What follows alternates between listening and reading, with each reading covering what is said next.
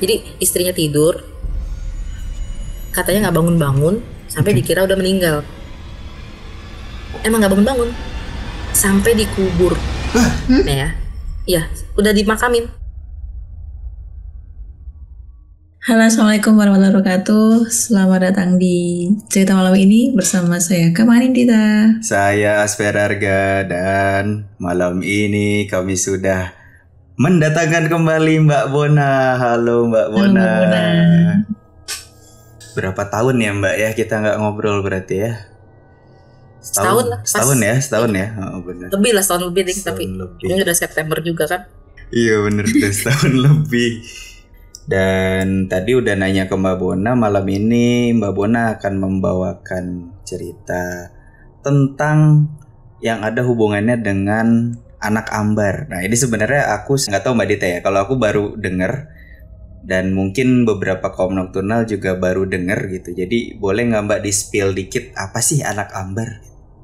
Ya sebenarnya ini istilah yang baru juga sih buat aku ya. Walaupun ternyata aku juga ngerasa ketinggalan berita juga. Ternyata itu udah istilah lama. Jadi anak Ambar nih kalau boleh searching di Google ya, takutnya aku juga salah ya. Ini karena aku berdasarkan ceritanya dari temen aku aja yang ngalamin langsung gitu. Jadi anak Ambar tuh katanya itu roh anak yang belum sempat dilahirkan, entah apapun alasannya, entah itu keguguran atau apapun itu rohnya dipelihara sama seseorang gitu untuk mengkoneksikan dua dunia gitu deh. Tapi ada versi lain yang katanya ini anak kembar, yang satu anaknya meninggal, yang satu lagi hidup. Jadi si anak yang hidup ini bisa terkoneksi sama saudaranya yang sudah di alam yang beda. Itu versinya beda. Aku nggak tahu sih sebenarnya versi aslinya gimana. Cuman pas diceritain teman aku pun searching gitu. Ternyata itu adalah sebuah kepercayaan yang cukup lama antara budaya Betawi dan Tionghoa gitu.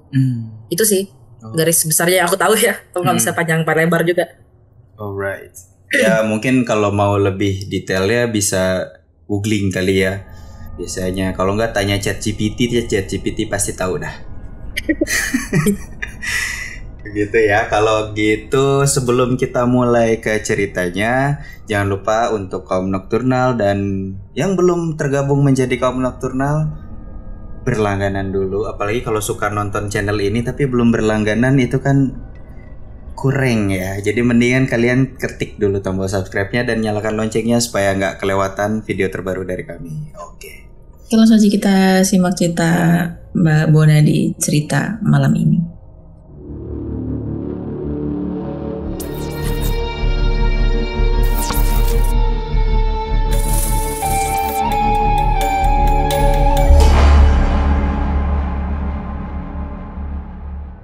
Jadi pertama ini aku mau ceritain, ini pengalaman teman aku ya, bukan pengalaman aku pribadi.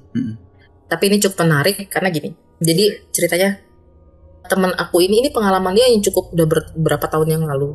Dia nih lama nggak mau nyeritain ini, bahkan aku izin untuk ceritain ini pun lama karena dia bilang aduh gue trauma Bon gitu. Gue trauma dan gue takut anak itu datang ke gue gitu. Jadi ini cerita kayaknya udah berapa ya, 7 atau 10 tahun yang lalu mungkin gitu. Waktu dia juga masih remaja ya teman aku nih. Jadi kan kita anak milenial udah 30-an ya. Jadi dia waktu itu ceritanya tuh, dia dulu kan ngerjain apapun yang bisa dikerjain pas dia pulang sekolah gitu. Dia suka jualan es mambo, jualan kue, jualan ini itulah. Nah ada sepupunya dia punya sepupu nih. Kita sebut aja sepupunya namanya Mumu ya, karena aku juga kalau nyebut takut juga gitu. Karena beberapa orang yang nyeritain ini tuh didatengin gitu. Ya. Bismillah. Jadi si Mumu ini teman aku nih, kita sebut namanya Meme. Jadi teman aku ini, aku kasih tahu sedikit backgroundnya. Dia nih orang dengan keturunan Tionghoa yang cukup kental gitu ya ininya. Dia nih, nah balik lagi, jadi tiap pulang sekolah dia suka jualan. Dia pada hari itu dia jualan es mambo. Si Mumu ini ikut sama dia. Katanya, Ci, Mumu ikut dong, katanya gitu. Ikutlah mereka boncengan naik sepeda. Mereka keliling kampung jualan es mambo. Siang-siang. Terus siang-siang ya, itu panas terik dan aku tahu daerah situ tuh panas banget. Berteduhlah mereka di satu pohon. Ini pohon beringin yang cukup besar gitu, dan itu terkenal memang angker. Tapi karena berhubung itu siang, temen aku mikir itu nggak masalah gitu. Akhirnya berteduhlah mereka di bawah pohon beringin itu. Tahu-tahu pas pulang si Mumu ini demam tinggi sampai kayak kalau orang bilang apa sih, step ya? Iya. Yang panasnya udah sampai kejang gitu. Terus, nah gini, ini aku juga agak ini ya, semoga urutan ceritanya nggak salah. Jadi setiap mau dibawa ke dokter atau dibawa berobat lah kita bilang, itu ada aja kendalanya. Tapi memang masih sempat gitu dibawa ke dokter, sampai dokter tuh bilang ini anak gak kenapa-napa, padahal panasnya tinggi. Jadi ya alhasil cuma dikasih paracetamol gitu-gitu ya, buat penurun panas. Tapi anak ini nggak terdeteksi flu atau batuk atau apa gitu. Terus akhirnya dibawa pulang lagi. Nah, jadi gini, pas dibawa ke ini anak nih, kalau dibawa ke dokter itu kayak sehat, panas enggak atau apa gitu, sehat. Tapi pas dibawa pulang ke rumah, badannya biru. Saking panas tuh sampai membiru gitu, sampai kayak orang kejang gitu. Nah, akhirnya dipanggil lah karena mereka punya kepercayaan. Mereka tuh punya kepercayaan tuh, ya akhirnya mereka panggil suhu lah, panggil orang-orang yang bisa lah gitu ya dari kepercayaan mereka. Nggak mempan, ya udah demam tinggi aja gitu, nggak bisa diapa-apain. Terus akhirnya mau dibawa lagi ke rumah sakit, itu tuh sampai berapa kali tuh, jadi ada aja tuh masalahnya, kayak mobilnya bannya kempes, terus bawa motornya mogok, terakhir tuh sampai dibawa pakai gerobak, saking nggak bisa dibawa pakai apa-apa. Tapi begitu sampai rumah sakit, sehat tuh anak, seger. Dibawa pulang sakit lagi. Nah, sampai akhirnya dipanggil semua yang dari Pak Ustadz lah, pendeta lah, semua panggil nih. Mereka tuh nggak bisa balikin nih anak. Mereka semua bilang ini anak udah nggak ada. Aduh. Udah dibawa kabur sama si penunggu, entah di mana gitu. Pokoknya udah diambil sama roh lain lah gitu. Akhirnya saking udah putus asanya, ibunya nih manggil anak ambar. Nah, ini aku baru tahu sih istilah ambar ini. Anak ambar ini, jadi dia bisa menerawang gitu lah. Dia nanya, kalau versi ini ya, versi ini nih yang dia tuh kayak punya relasi dengan saudaranya yang sudah di alam lain, nanya ini anak kemana gitu. Ternyata anak ini udah dibawa sama penunggu yang di pohon beringin tadi itu. Jadi udah nggak mungkin balik lagi, sampai akhirnya diiklasin sama ibunya gitu. Jadi sebenarnya kasihan sih, maksudnya gini, kalau kita orang dewasa yang ngalamin itu mungkin nggak akan terlalu kaget atau nggak terlalu miris ya, walaupun tetap miris juga sih. Cuman ini yang ngalamin anak kecil gitu.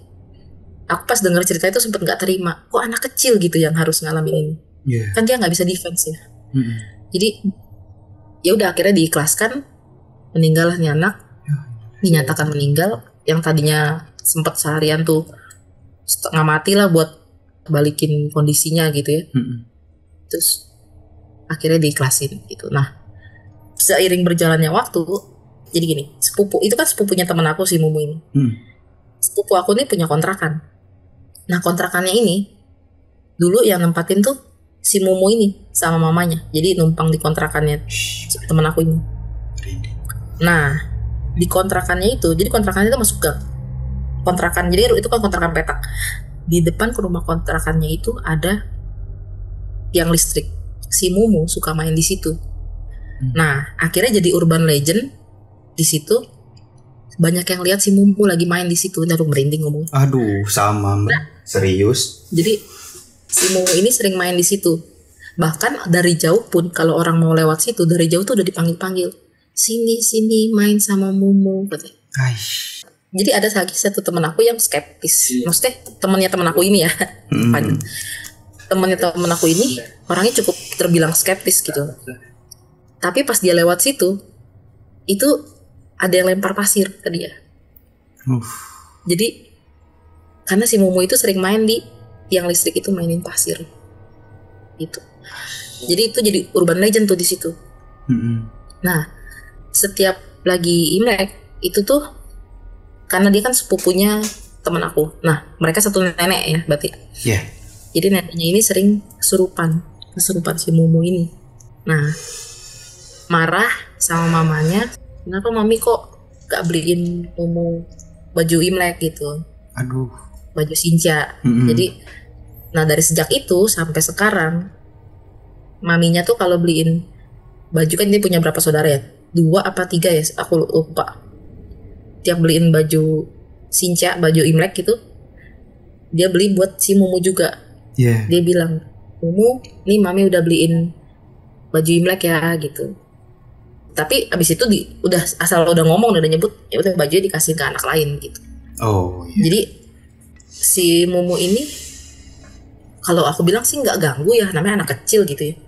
Kalau kita mau bilang itu jin korin atau apa ya, menurut aku sih nggak ganggu. Tapi memang cukup creepy karena daerahnya tuh sebenarnya dibilang kampung banget enggak, tapi kalau udah malam tuh orang pada malas keluar karena jadi creepy gitu loh. Jadi dari jauh tuh kadang si Mimpi tuh suka manggil sini manggil main sama Mumu gitu. Jadi banyak yang lihat, atau nggak dia lagi berdiri atau lagi main pasir di jongkok gitu ya. Aduh merinding. Jongkok di tiang listrik itu main gitu. Nah, itu satu cerita di daerah situ, dan aku sampai sekarang jujur aja masih miris, dan teman aku ini sampai bilang, gue nggak mau Bon ceritain ini sebenarnya katanya. Karena sedih dia, karena waktu itu kan kejadiannya pas lagi keliling jualan es mambo sama dia. Iya betul. Jadi dia sedih dan dia cukup traumatis gitu. Makanya aku sebenarnya maksa untuk dia ceritain itu, boleh nggak sih gue ceritain gitu. Cukup lama juga karena dia bilang itu cukup traumatis buat dia, dan itu kayak mungkin takut bikin orang tuanya jadi sedih lagi ya gitu. Karena anak kecil kasian banget. Kayaknya sekitaran umuran belum sekolah lah, anak umur balita 4 tahun 5 tahun gitu. 4 tahun 5 tahun. Dan anaknya tuh ceria banget gitu. Kasian sih. Nah, itu satu cerita di daerah situ. Ini daerah sini nih emang unik ya. Daerahnya tuh rame, banyak pabrik. Daerah rame lah, tapi untuk satu baris jalan itu memang cukup creepy gitu. Jadi pernah ada satu kejadian lagi nih, teman aku cerita. Ini lagi-lagi yang nebak anak ambar ini. Jadi ada kejadian lagi tuh, ada satu, ini suami istri nih. Ini aku takut salah sih cerita. Aku agak lupa kronologi, tapi ini kurang lebih kayak gini lah. Jadi istrinya tidur, katanya nggak bangun-bangun sampai dikira udah meninggal. Emang nggak bangun-bangun sampai dikubur.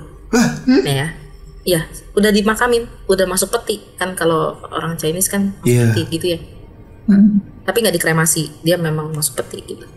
Udah segala macem. Terus aku lupa nih ceritanya. Ini pas lagi di sembayangnya kan, kalau orang Cina kan abis meninggal kan biasa ada, kalau orang sini mungkin bilangnya apa sih, tahlilan gitu ya. Iya, tahlilan. Kalau di sana tuh kayak ada sembayang gitu, penghiburan buat yang keluarga yang tinggalkan. Aku lupa kejadiannya itu pas lagi sembayang itu atau di hari lain. Jadi ada orang yang kesurupan, marah-marah. Kenapa gue dikubur? Gue lagi tidur, gue mau ngurusin anak gue gitu. Jadi karena dia punya anak 3. Iya, dia punya anak 3. Dia lagi ngurusin anaknya gitu, dia bilang lagi nyuapin gitu lah, pokoknya aku lupa ya. Gue lagi kenapa gue dikubur? Gue lagi mau nyuapin anak gue. Gue lagi tidur katanya gitu, marah-marah. Ternyata akhirnya sama keluarganya kan suaminya yang disalahin dong. Suaminya menyatakan istrinya sudah meninggal. Akhirnya begitu digali lagi petinya, itu ada bekas cakaran kayak. Gila. Wah. Iya. Nah dari situ orang daerah situ, warga situ tuh punya cerita lagi tentang si ibu ini. Dia lagi naik motor, kita sebutnya namanya dia misalnya Riri lah ya, atau Rini lah gitu, ini nama samaran ya. Jadi dia lagi bawa motor sendirian, tahu-tahu ada yang naik di belakang dia. Kok mau kemana? Itu mau ke situ. Dia bodohnya, saya nggak ngerti sih kenapa dia lagi naik motor sendiri kok bisa jawab, kan harusnya bingung ya kenapa ada orang belakang. Pokoknya aneh lah. Dia bilang, kok mau kemana? Manggilnya Koko gitu ya, nih yang lagi bawa motor cowok. Oh mau kemana? Itu mau ke situ Ci katanya. Ini Ci siapa nih katanya gitu. Saya ini Ciri ini ya, orang lagi tidur dikubur gitu. Aduh. Ya itu sampai si engkonya itu tuh sampai bawa motor, kaget, panik, dia nyebur ke kali. Saking paniknya dia loncat sampai nggak sadar itu motornya ke kali, masuk kali. Jadi memang kalau menurut cerita dari temen aku ini katanya pas dibuka petinya itu posisi jenazahnya itu udah berubah. Yang tadinya kan lurus gitu ya, ya selayaknya jenazah itu yang udah meninggal, tadinya lurus terus berubah posisinya. Jadi selain ada bekas cakaran, memang posisi jenazahnya pun berubah. Nah ini yang agak mungkin ada beberapa cerita kayak gitu ya. Memang kayaknya kalau orang meninggal tuh harus dicek bener-bener ya sama dokter, nggak boleh kita bikin kesimpulan sendiri. Jangan-jangan bener dia cuma tidur gitu. Oh itu nggak dicek sama dokter. Jadi mungkin ya, ini aku agak takut salah cerita. Kayaknya dia memang bikin kesimpulan sendiri, terus cek ke dokter. Mungkin pada saat itu kita mungkin pernah sering dengar istilah mati suri ya. Mungkin medis memang sudah tidak bernyawa gitu. Tapi aku asumsinya kalau masalah mati suri ya, sampai sejauh ini aku masih percaya bahwa itu kesalahan teknis dari medis gitu. Mungkin karena kita belum punya ilmu atau alat yang memadai untuk itu, jadi dinyatakan meninggal. Jadi orang suka bilangnya itu mati suri gitu. Mungkin ya gitu. Cuman menurut aku sih memang kalau orang lagi tidur tuh bagusnya dicek lagi gitu yang bener gitu. Karena itu ngeri banget sih memang. Tuh. Jadi ada urban legend di situ tentang si ibu itu gitu. Udah 2 tuh urban legend itu. Iya, di situ tuh banyak banget ternyata. Jadi karena di situ juga banyak ini ya, banyak pendatang. Karena di situ banyak pabrik. Jadi ada juga misalnya kayak pendatang yang dia kerja di pabrik tapi dia suka nyolong gitu, jadi terkenal maling dia di situ. Itu yang apa namanya, bodohnya tuh pas dia pas ditangkap warga dipukulin dia malah senyum-senyum, atau dia pakai ilmu kebal gitu. Jadinya daerah situ itu memang cukup creepy gitu untuk hal-hal yang kayak gitu. Makanya aku juga nggak ngerti, pada itu menurut aku dia di tengah kota karena cukup dekat sama bandara gitu. Tentang si ibu tadi ya. Misalkan dia emang beneran masih tidur, proses sebelum pemakaman itu kan panjang ya. Pasti. Ya, dimandiin dulu, didandanin, terus belum lagi tamu pada, dan pasti nontonnya nggak bareng-bareng dong. Pasti satu datang nangis teriak-teriak, udah balik lagi, datang lagi nangis lagi. Itu proses sepanjang itu, masa kalau beneran tidur nggak bangun-bangun sih ya? Agak aneh juga sih. Emang iya, memang nggak masuk akal sih. Ya maksudnya kita kalau mikir ke situ ya, sama kayak cerita-cerita orang mati suri itu kan. Ada beberapa public figure yang pernah cerita juga dia mati suri sampai berkali-kali, itu sampai udah mau dimakamkan gitu ya, terus tiba-tiba bangun. Itu juga aku masih misteri sih. Nah, yang lebih sebenarnya aku tangkap dari cerita itu adalah dia pernah dengar gak ya cerita horor yang orang lagi dimandiin jenazahnya, tahu-tahu bangun melek terus minta dilepas apanya gitu ya. Nah itu aku nggak tahu ya apa yang terjadi gitu. Cuma kasihan sih ya, memang karena yang dia protes pertama itu kenapa gue lagi tidur dikubur gitu. Jadi dan akhirnya sebenarnya masih hidup di dalam karena dia berontak, kehabisan tenaga, kehabisan oksigen, jadi mati beneran. Mati beneran. Bener, ya kayak gitu. Nah itu sih masih jadi misteri memang. Dan itu aku dengernya waduh miris banget. Dan itu dibongkarnya udah setelah berapa hari itu Mbak? Kalau dari ceritanya sih sekitar nggak nyampe berapa hari, kayak 3-4 hari lah. Mudah-mudahan aku nggak salah ya. Tapi itu 3-4 hari lah. Tapi berarti kejadian yang tadi kesurupan itu sebelum dibongkar kan ya berarti ya? Sebelum dibongkar, karena kan cukup lama tuh kan kalau budaya itu ya, kayak kita bilang tahlilannya itu bisa berhari-hari. Iya. Udah posisi berarti udah meninggal.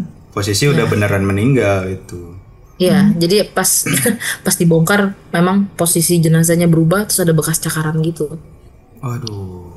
Itu sih. Aku memang pas ngerasain main ke sana ke daerah situ tuh emang terbilang kok aneh ya, ini daerah padat penduduk, tapi sekitar malam jam 9 jam 10 tuh udah sepi gitu. Iya. Memang daerahnya itu orang-orangnya tuh kayak udah notice gitu, memang jam segini jangan keluar deh gitu. Banyak banget cerita aneh-anehnya gitu. Sebenarnya banyak sih, cuman aku kayak nggak nangkap semua ceritanya ya, karena itu kayak kan cerita dari mulut satu, mulut dua tuh Iya. pendek-pendek. Itu gue pernah lihat ini gini gitu. Terutama yang tadi si Mumu sama si ibu ini yang paling sering orang alamin gitu. Tuh. Oke. Oke. Nah, pertama aku mau nanya si anak Ambar ini, si anak Ambar. Jadi dia tuh apakah sosoknya itu real gitu? Jadi kan tadi bilangnya kan ditanya ya, kita nanya nih ke anak Ambar gitu. Maksudnya anaknya tuh hidup gitu apa gimana sih? Aku juga kurang jelas sih, tapi gini, misalnya dia nih sosok ibu yang katanya anaknya ada yang lebih dulu meninggal gitu, meninggal di kandungan. Nah, dia tuh kayak apa ya? Pas kita tanya sama si ibu ini, dia kayak langsung kayak gimana ya, kalau aku nggak tahu ya jelasin, kayak mungkin kesurupan lihat atau gimana ya. Jadi dia diam dan dia langsung kayak ngomong aja gitu, menerawang gitu.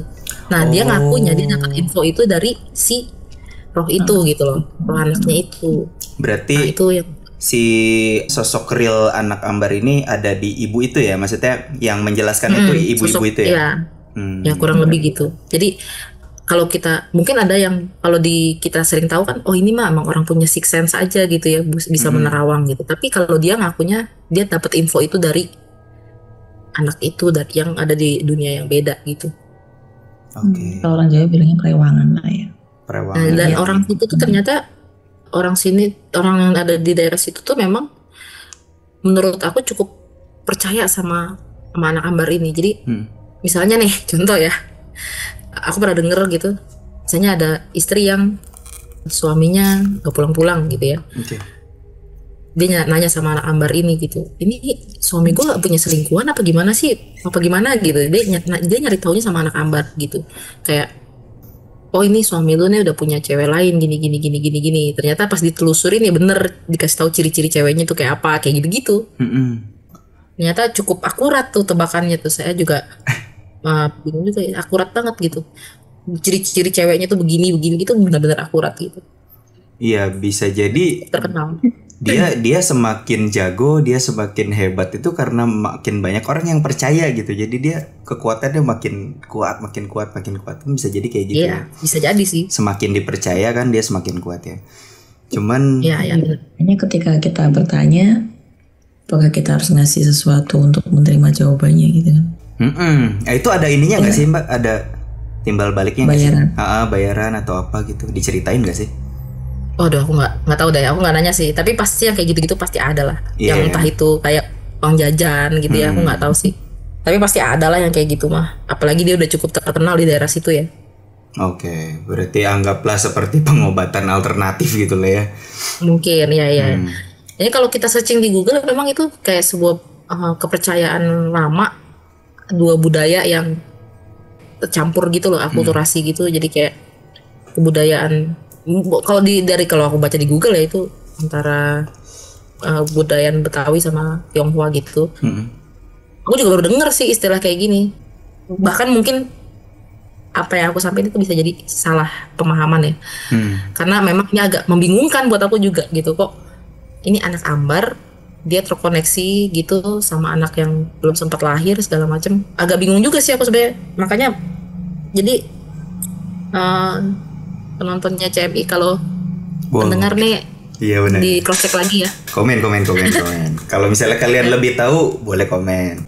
Ya soalnya aku juga untuk memahaminya itu agak rumit juga buat aku gitu. Gimana sih konsepnya? Tapi ya kurang lebih gitulah. Ini ya semacam penghubung gitu. Ya kayak penghubung gitu. Jadi kayak jembatan itu, kayak Mas Pian pernah denger nggak itu si Hart Uma itu yang dia jago ngeramal banget gitu kan, tahu prediksi ini itu gitu kan. Ternyata konon katanya kan dulu zaman waktu dia masih kecil apa ya, matanya ketusuk atau kenapa terus akhirnya dia ganti, ada yang donor mata gitu. Ternyata yang donor mata orang meninggal lah. Dan sejak saat itu dia jadi bisa lihat macam-macam. Jadi lewat itu ada jembatannya gitu loh. Kayak film dia ya. Iya, mirip-mirip. Gitu. Jadi ada lantarannya kenapa dia bisa lihat, karena matanya itu sebenarnya harusnya udah dibawa ke apa ya? Maksudnya matanya tuh punya mata orang yang udah meninggal gitu, dan ini sama Iya, ya makanya kenapa mirip lah. Kenapa kan kadang suka ada cerita kalau misalnya meninggal kecelakaan, salah satu anggota tubuhnya tidak lengkap, itu kan dia cari dulu kan. Ya entah siapa yang cari ya, entah Korin, entah apa yang cari. Tapi kan biasanya ceritanya gitu, dia cari dulu karena kalau misalnya nggak lengkap itu katanya nggak bisa kemana-mana katanya. Gitu, makanya mungkin si mata itu, jadi bahas mata ya, tapi nggak apa-apa. Si mata itu ya harusnya memang harusnya kembali ke tubuh aslinya, cuman karena jadinya nempel di tubuh orang, jadi dia kayak punya kekuatan lain gitu. Iya. Terus anak ambar harus di dalam kandungan ya, berarti secara definisi harus di dalam kandungan, berarti memang nggak sempat lahir dan harusnya lebih dari 4 bulan ya, karena kan setelah 4 bulan itu kan ditiupkan ruh ya, ada ininya, ada ilmunya gitu. Bisa. Ya harusnya sih begitu. Ha-ha. Tapi beneran ini memang aku juga jadi seneng sih dari sejak dengar istilah anak ambar ini, aku jadi lumayan curious sama fenomena ikatan batin anak kembar. Gitu. Jadi ikatan batin anak kembar tuh yang kayak misterius banget gitu sih. Betul. Kalau dari cerita-cerita orang ya, kayak dia bisa merasakan apa yang saudaranya rasakan, bisa lihat apa yang saudaranya lihat gitu. Tuh emang jadi lumayan penasaran sih. Cuman kan nggak banyak ya yang ngulik cerita itu yang atau mau ceritain pengalaman mereka sebagai anak kembar gitu. Iya. Kadang ya karena bapak kembar ya. Jadi feelingnya itu memang kadang kayak terkoneksi aja gitu. Misalnya jauh di sana kembarannya lagi sakit, itu perasaan langsung gak enak. Itu tuh bener-bener real gitu. Pas ditanya, oh emang lagi sakit gitu. Padahal misalnya hanya sekedar sakit kepala gitu ya. Jadi tiba-tiba si bapak juga jadi kayak kerasa agak gimana gitu. Kayak satu jiwa gitulah, kayak setengah-setengah gitulah. Jadi berbagi jiwa. Ternyata bapaknya gitu. Mas Kian kembar. Gitu. Jadi biasanya kalau turunan kembar ada potensi ngelahirin kembar juga. Ya semoga anak kembar ya Mas Kian ya. Lebih kuat yang cewek katanya ya. Jadi anak cewek dari anak kembar itu lebih kuat gennya. Iya benar-benar. Nah, terus lanjut ke yang tadi dulu nih, yang Momo itu ya. Aduh ini merinding pisan tadi. Pertama miris, bener miris banget. Kenapa harus ngambil anak yang nggak bisa ngelawan gitu. Dan kalau misalnya memang dia tadi pas proses dia sakit-sakitan itu kan berarti si jiwanya itu udah bukan jiwa dia gitu ya. Dan entah jiwanya ada di mana gitu. Iya, larinya tuh kemana, dan ada gangguan-gangguan yang terjadi di sekitar kontrakannya itu, ya mungkin jiwanya ke situ karena yang dia ingat anak kecil gitu ya, anak sekecil itu gitu. Mungkin yang dia ingat ya hanya tempat-tempat itu aja gitu. Jadi nggak bisa kemana-mana gitu. Makanya itulah yang kenapa temen aku tuh nggak berani ceritain, karena dia sempat merasa bersalah ya, satu karena dia yang ngajak muter. Yang kedua, kenapa harus dia sih gitu? Kenapa nggak gue aja gitu? Karena ini anak kasihan banget gitu. Terus ini anak baik gitu. Aduh lagi lucu-lucunya gitu kan. Iya. Jadi orang yang bukan diganggu ya, yang diajakin main itu juga lebih ke sedih, kasihan tapi takut gitu. Pastilah. Apalagi udah tahu gitu udah. Ya jadi makanya ceritanya kan itu tadi si Momo. Menurut cerita tadi kan jiwanya diambil sama yang penuh pohon itu tadi kan. Ya kan, betul kan? Iya. Kalau memang dia beneran diambil berarti harusnya jiwanya terikat di situ. Tapi kenapa saat dia benar-benar lepas dari badan, yang mana badannya pasti ya dikubur lah ya karena udah dinyatakan meninggal. Kenapa kok malah jadi berkeliaran di tempat di mana dia biasa main, bukan di sekitar pohon? Karena kalau menurut aku ya, kalau udah tadi ya diminta gitu ya udah di situ, nggak bisa kemana-mana. Iya, harusnya di dekat pohon itu ya. Tapi ada possibility lain, itu pernah dengar astral projection kan ya? Itu kan secara ilmunya, itu kan kita keluar dari tubuh kita. Ya kita bisa lihat tubuh kita gitu. Tapi kita bisa balik lagi ke tubuh itu. Nah ini tuh mungkin dia tuh entah gimana caranya dia keluar dari tubuhnya, cuman yang masuk itu bukan dia, bukan jiwanya dia gitu. Makanya dia bingung nyari kemana sih tubuh gue gitu. Jadi bukan diambil gitu. Aku dengar cerita itu juga ingat jadi kayak film Insidious ya. Itu kan jadi kayak kebingungan pulang. Bapaknya ya kalau nggak salah ya Mbak ya, yang sempat bukan bapaknya ternyata kan yang ada di tubuh itu kan. Nah itu kayak gitu kasusnya tuh. Jadi ketika dia mungkin entah di sana kejadian ketiduran atau ngelamun atau apa gitu, keluar aja secara tidak sengaja gitu.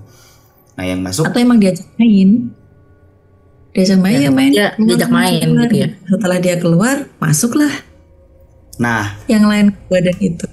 Kemungkinan diajak main bisa, cuman gimana caranya si tubuh fisiknya ini melepaskan jiwanya, itu kan pertanyaannya. Kan harus misalnya secara dia tuh harus secara tidak sadar dulu, entah pingsan, entah ketiduran, entah apa gitu.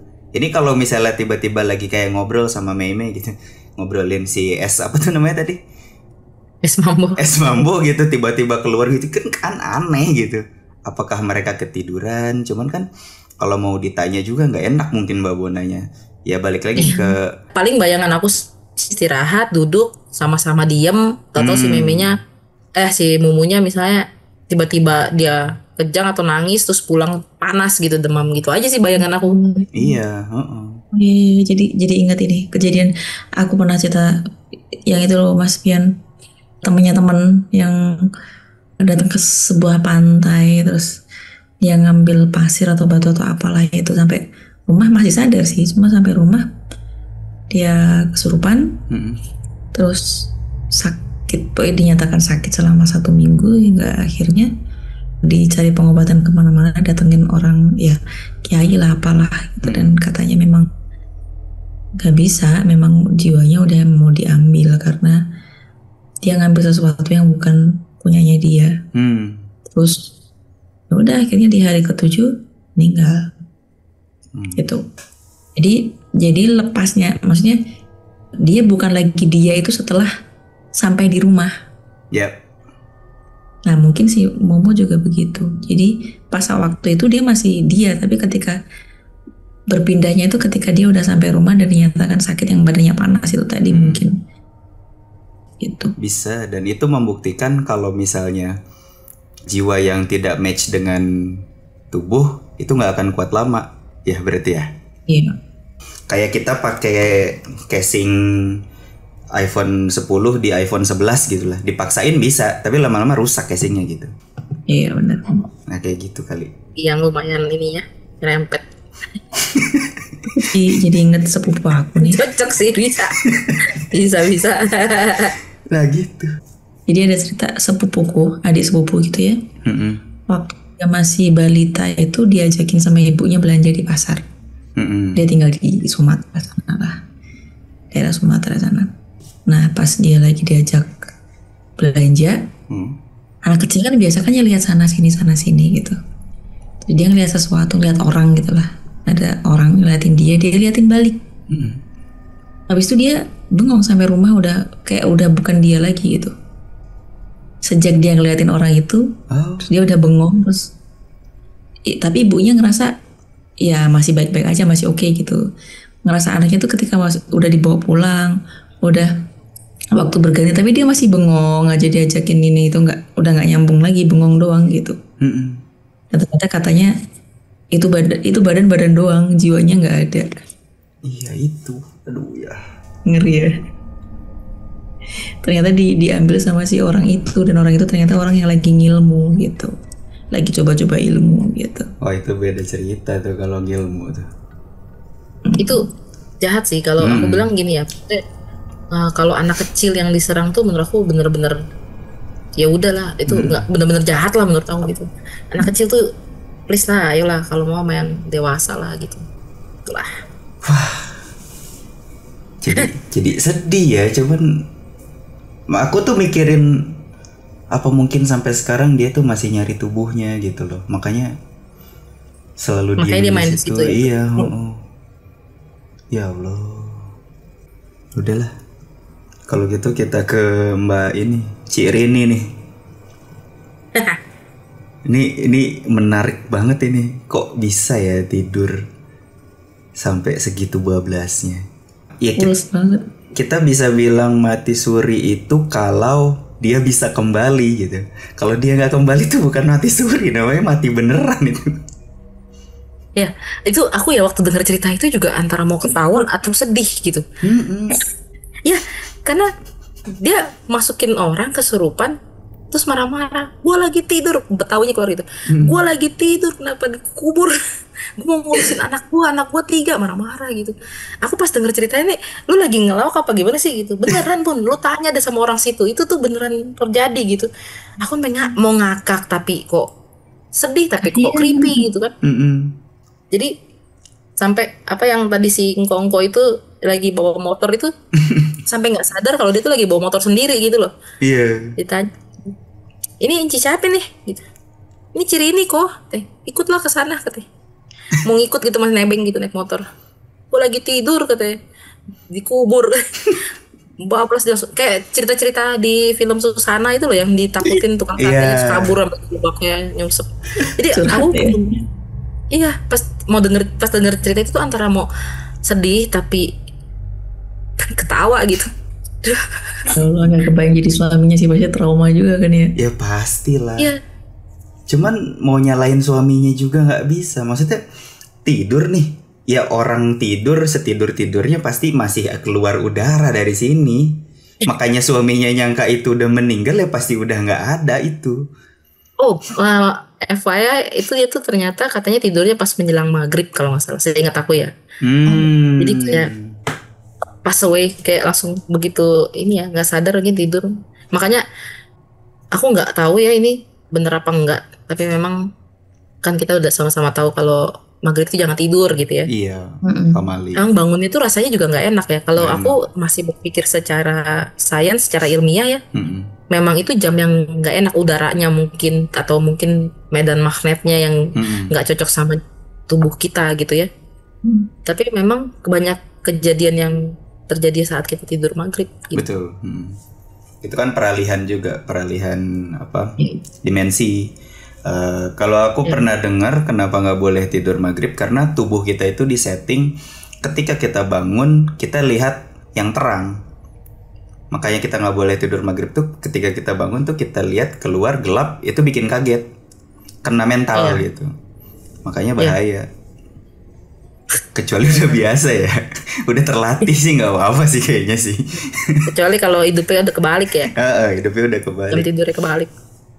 Cuman kan tetap aja. Jadi banyak cerita kalau yang tidur sampai sore bangun-bangun langsung berangkat sekolah ya. Kalau udah maghrib. Itu karena dia kebiasa bangun tidur itu berangkat sekolah kan. Padahal dia tidurnya tuh pas pulang sekolah dia tidur bangun-bangun siap-siap. Padahal masih malam tuh, masih gelap. Itu yang bikin bahaya. Pernah lagi kayak gitu, aduh. Pernah? Emang nggak boleh. Emang kalian nggak pernah kayak gitu?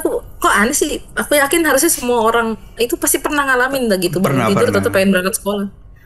Kalau cuma bangun terus bingung, oh ya udah pagi gitu pernah sih. Tapi kalau sampai benar-benar siap-siap sekolah belum.